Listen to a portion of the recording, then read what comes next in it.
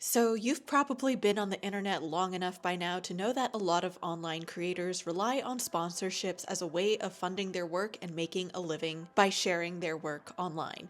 So, for this video, I will just be talking about how to get sponsorships as an artist because I feel like the whole process of going through landing a deal, negotiating, drafting the video, and then posting it is a whole other topic. So, let me know down in the comments below if you'd like to see a part 2 to this, but for now we'll just be discussing all you need to know leading up to landing your first sponsorship as an artist. So my personal history with sponsorships was ever since I was an art student, I used to periodically upload sketchbook videos or myself going through making my art and talking over it, and those videos gained enough attention online that sponsors would eventually reach out to me, and that was my way of just kind of funding myself as a student. And I always knew it was something I could do on the side, but my mind was still so mentally focused on landing a traditional animation job eventually. But over the years, as I've worked full-time jobs and also did freelances and also continue doing stuff on social media, in terms of things that I would do as a side hustle or a freelance, I still prefer sponsorships as one of the forms of monetizations over all the other ways that you could monetize as an artist. So first off, one of the reasons why I prefer sponsorships is because it's a way that I can get funding as an artist to still produce content for my viewers to watch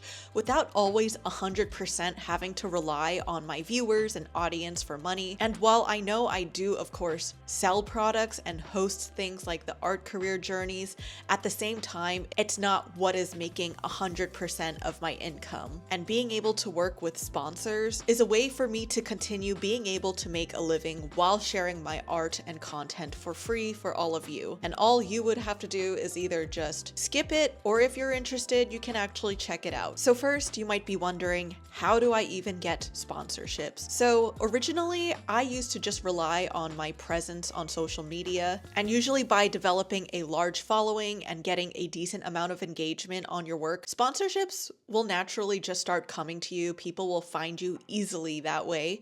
But recently, I've been working with social media managers, and in the past, I've kind of explored a few. But if you don't know where to start with finding a social media manager, it's very similar to how I would look up different book agents, is look up some of your favorite social media creators, and if they are in the art space, look up the sponsorship management they work with and do your own research to see if what that company does aligns with you. But in the meantime, if you're just relying on your presence on social media, it's really important to have some sort of website or link in bio page so that anyone who's exploring one platform of yours can always find where you're based. And that's why I'd like to thank the sponsor of today's video, BioSites. So BioSites is the baby of the world-renowned Squarespace. BioSites is definitely more catered to creators looking to showcase their brand and variety of platforms and websites you can find them on via their link in bio. All you have to do is go to biosites.com to make your bio site,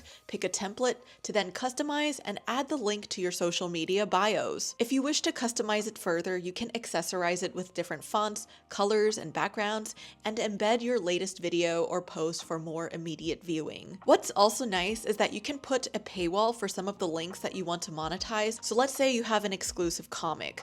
You can get paid by viewers who want to read it by simply setting that up with a paywall switch when you link a page to your bio site. Lastly, I think my favorite feature of BioSites is their fun and interactive analytics page to see how your links are performing, which allows you to make the proper adjustments to run your business. You can make up to 10 bio sites, which allows you to also experiment and see what might work best for you. Anyway, head down to the link below at biosites.com to create your own link in bio page in just a few minutes. But otherwise, thanks to BioSites for sponsoring today's video, and let's get back to it. So speaking of sponsors, you might be wondering, how do you even decide upon a sponsor? Because sometimes some of them seem very scammy, and I will just say, usually if the email seems suspicious to begin with, it probably might be suspicious. So for me, I want to make sure my sponsor, first of all, has some sort of relevancy to what I do, it doesn't have to be 100%. As an artist, it's important to know now that we are already very limited with the types of sponsors out there. Not every company out there is going to be art focused. And sadly, the truth is that a lot of art-based companies don't usually have as much funding to fund artists or pay artists, ironically, as much as maybe some other companies that are more tech or finance based. So if you are an artist that wants to get sponsored, some of your best niches that could probably collaborate with you are the tech and productivity spaces, maybe finance, or media related apps and tools that could maybe help supplement your art making process. My next prerequisite is that the sponsor has to be something I could either see myself using now or maybe at some point in the future. So I know sometimes I might present sponsors that might not always exactly be the company I am using this time, right now, this moment, but I would say that there's a good percentage of my sponsors that I've actually used in the past before without them even sponsoring me, or I could foresee myself using them more in the future. My third prerequisite is that I have to have some level of interest in it, and a percentage of my viewers may also have to have some level of interest in it. I already accepted that 100% of my viewers will never be happy with the sponsors that I get, because honestly, I understand that sponsorships are still an ad you have to sit through, which can be annoying, but hey, when you go out to watch movies or watch a show, you still have to sit through ads anyway. The only difference now is that you are now supporting an independent artist out there by watching the sponsor or checking the sponsor out. And then lastly, of course, the sponsor has to pay a fair rate. So you might not even know where to start with this, because even with traditional art jobs in themselves, you already don't really know what's always fair until you start talking to other people. And that's kind of similar to how it is as an online creator as well. Talking to other creators in a similar niche as you is number one. And that's why it's important to have some level of connections with other online creators, even though it might be intimidating at first. The second option is you can eventually work with a social media manager that can help negotiate the rates for you.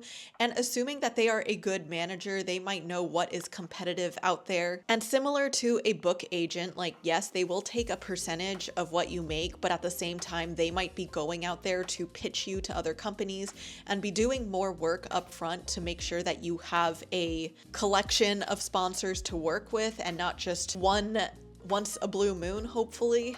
Every company and brand will also have different budgets, by the way. I've worked with really big sponsors who paid a decent chunky amount, and I've also worked with sponsors who are literally just a one-man small business show. So I am kind of understanding of the small business world, being a small business owner myself in some ways. So it really depends, you know, if the small budget is still something I really vibe with and would even be willing to do for free. It really depends and comes down to the topic or theme of the business. A lot of the sponsorship rates also depend on your demographics, meaning the countries, genders, the ages of your viewers, and the average number of views and engagement per post or video you make. These days, I find that followers almost don't even really matter anymore, which can be liberating for some people and take the pressure off.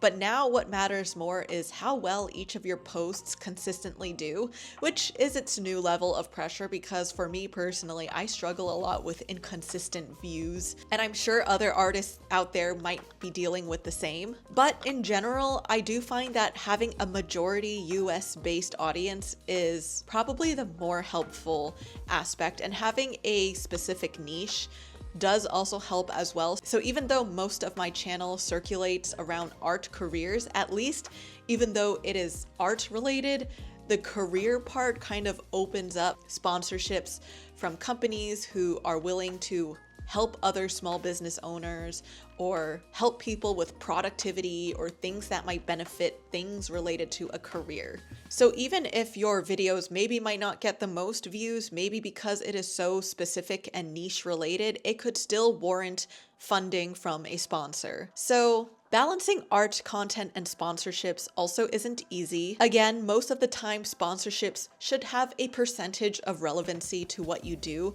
but I would say as long as you're not promoting something that is harmful and you're transparent that the content of the video is sponsored. That's really what matters. But I also think that a lot of people are afraid of seeming like a sellout, which I totally get. But at the same time, realistically thinking, when you work for a studio or a full-time job, usually those companies are already working with advertisers. So even when you were working a full-time job as an artist, it's like whatever you worked on still had the wall of advertisements and marketing involved that you just did not have to deal with, because usually executives and heads of studios tend to be the people in charge of the marketing and advertising for the projects you work on. The only difference now as an independent creator is you have a little bit more control over how you market yourself or how you're choosing sponsors or advertisers in your videos. But either way, it's just the middleman is now removed in this situation and you're now taking the reins on that,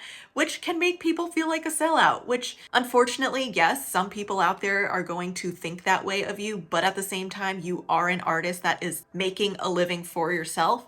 So it's up to you if you want to make that little bit of a sacrifice for you to make art as a part of your career. But some final tips as an artist also is, if you want to seem more attractive for future sponsors, I do think that videos where you showcase your face or at least your voice helps a little bit more. Documenting your workflow and showing what tools and apps you already use is also a great way to potentially attract sponsors, because it shows that maybe there's an app out there that is related to one of the ones you're already using. And some ways that you can also practice promoting yourself or other companies is to literally start by promoting your own work. If you have a product or a program or something that you want to offer for your viewers and audience, just spend like 30 to 60 seconds talking about it in your video and dropping it down in the links below. And you'll eventually start to gain this natural way of talking about something that you're promoting. So it's really a matter of the pros and cons you're willing to deal with. But that's pretty much it for today's videos. Thank you to Biosites for sponsoring this video about sponsorships, and I will see you all in the next one.